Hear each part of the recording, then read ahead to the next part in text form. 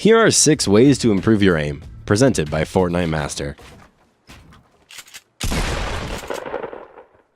In this video, we'll be going over some tips for controlling bloom and hitting shotgun shots in close quarter combat, while explaining aiming techniques like tracking and flicking.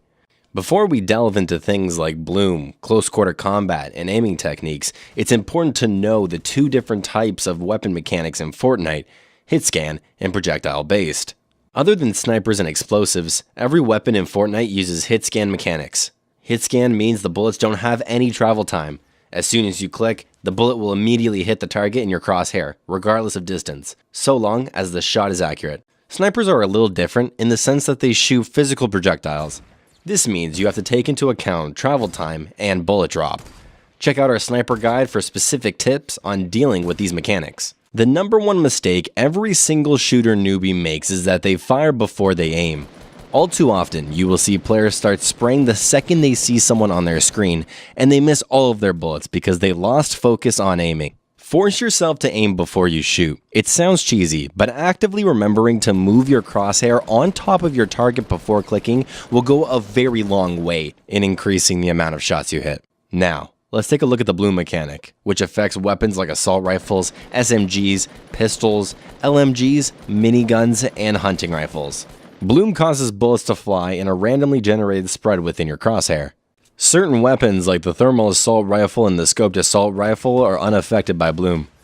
For these 2 weapons, as long as your crosshair is on the enemy when you fire, your bullet will hit. The majority of weapons in Fortnite have bloom, which has become one of the most notorious mechanics in the game. As a result, a huge part of aiming better is learning how to control and minimize bloom.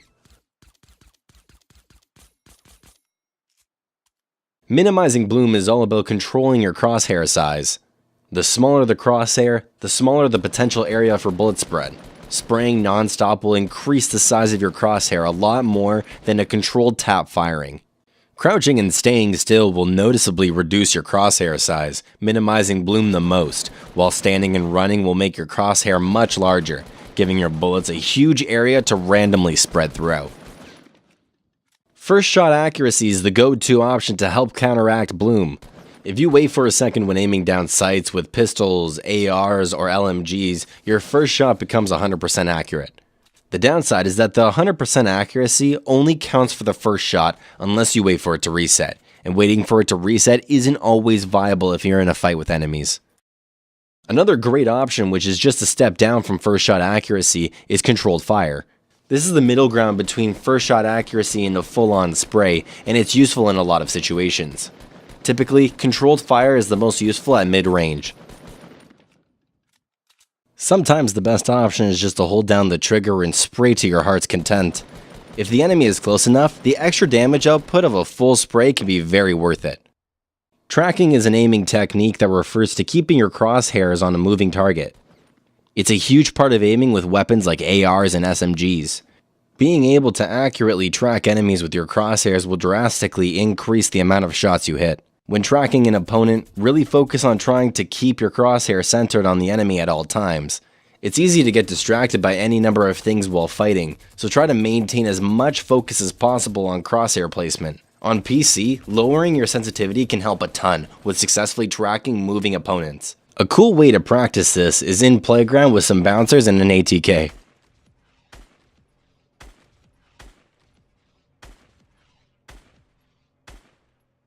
Using your movement to help you aim can be an effective solution for making slight adjustments to aim. When aiming down sights, try strafing to help move your crosshair side to side.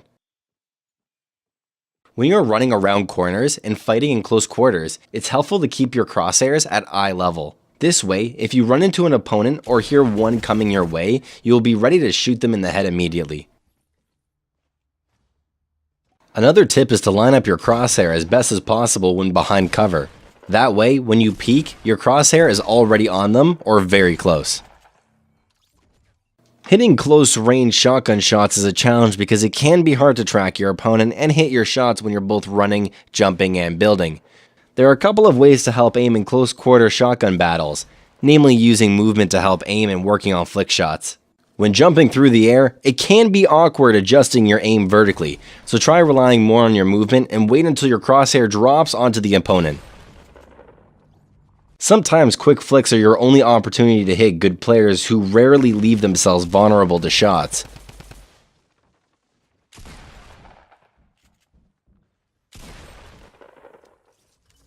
Farming materials provides a great opportunity to practice your flick accuracy and make destroying trees a little more engaging.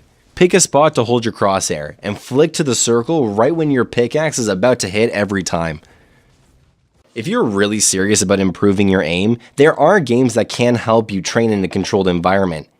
Aim Booster is a great free option that runs out of your browser. There are more intensive simulators that are available, but you'll have to buy them.